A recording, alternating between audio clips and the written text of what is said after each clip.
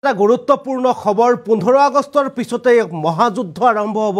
বিশ্বত কিয়নো এবাৰ ইৰানৰ ফালৰ পৰা শেষ সকিয়নি প্ৰদান কৰা হ'ল ইজৰাইলক আৰু এই সম্পৰ্কত আমি জনাব বিচাৰিছো সবিশেষ তথ্য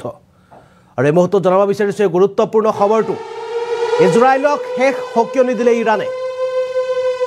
শেষ সকিয়নি ইজৰাইলক দিলে ইৰানে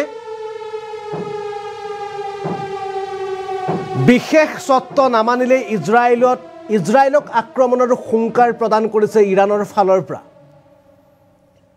ইজৰাইলৰ সৈতে নিৰ্ণায়ক যুদ্ধ কৰাৰ হুংকাৰ দিলে এবাৰ ইৰানে নিৰ্ণায়ক যুদ্ধৰ হুংকাৰ প্ৰদান কৰা হৈছে ইজৰাইলক ইৰানৰ ফালৰ পৰা গাজাত যুদ্ধবিৰতিৰ আলোচনা বিফল হ'লেই হ'ব মহাযুদ্ধ গাজাত যুদ্ধবিৰতি আলোচনা বিফল হ'লে যুদ্ধ আৰম্ভ হ'ব ইৰাণ আৰু ইজৰাইলৰ মাজত প্ৰধানমন্ত্ৰী নেতানিয়াহুক যুদ্ধবিৰতিৰ দিশে আক নাবাহিলেই হ'ব ভয়ংকৰ পৰিস্থিতি যুদ্ধবিৰতিৰ প্ৰস্তাৱ বিফল হ'লে ইজৰাইলৰ সৈতে নিৰ্ণায়ক যুদ্ধ কৰিব ইৰানে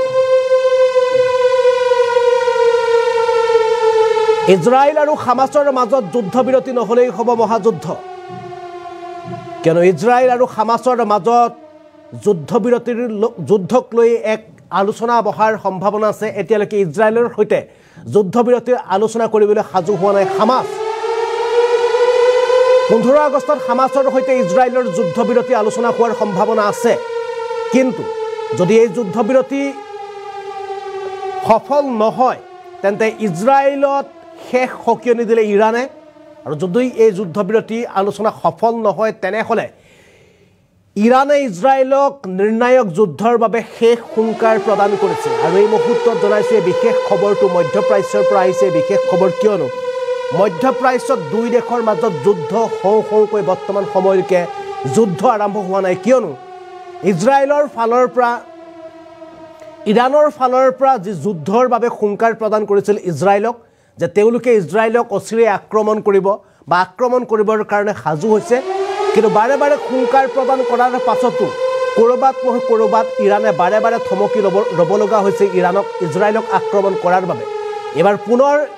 ইৰানৰ ফালৰ পৰা হুংকাৰ প্ৰদান কৰা হৈছে যে 15 আগষ্ট অৰ্থাৎ কাইলৈ দিনটোত ইজৰাইল আৰু হামাছৰ মাজত যুদ্ধবিৰতিৰ বাবে এক বিশেষ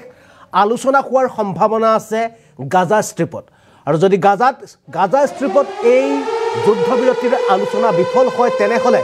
নিৰ্ণায়ক যুদ্ধ কৰা হ'ব ইজৰাইলৰ বিৰুদ্ধে আৰু এই হুংকাৰ প্ৰদান কৰিছে ইৰানৰ ফালৰ পৰা পিছে কাইলৈ দিনটোতেহে জানিব পৰা যাব যে ইজৰাইল আৰু হামাছৰ মাজত হোৱা এই যুদ্ধবিৰতিৰ কিমান সফল দিশে আগবাঢ়িব পিছে এই মুহূৰ্তলৈকে ইজৰাইলৰ সৈতে যুদ্ধবিৰতিত বহিবৰ কাৰণে হামাছ সাজু হোৱা নাই অন্যফালে যদি চোৱা যায় তেন্তে এই যুদ্ধবিৰতিৰ বাবেও অতিশয় আগ্ৰহ প্ৰকাশ কৰা নাই ইজৰাইলৰ ফালৰ পৰা আৰু কাইলৈ দিনটোত অৰ্থাৎ 15 আগষ্টত ইজৰাইল আৰু ইৰানৰ মাজৰ যি যুদ্ধবিৰতিৰ আলোচনা বিফল হ'লে পুনৰ যুদ্ধ হোৱাৰ সম্ভাৱনাই প্ৰকট হৈছে মধ্যপ্ৰাচ্যত ইজৰাইল আৰু হামাছৰ এই যুদ্ধবিৰতিৰ বাবে ইতিমধ্যে 15 আগষ্টৰ দিনটোত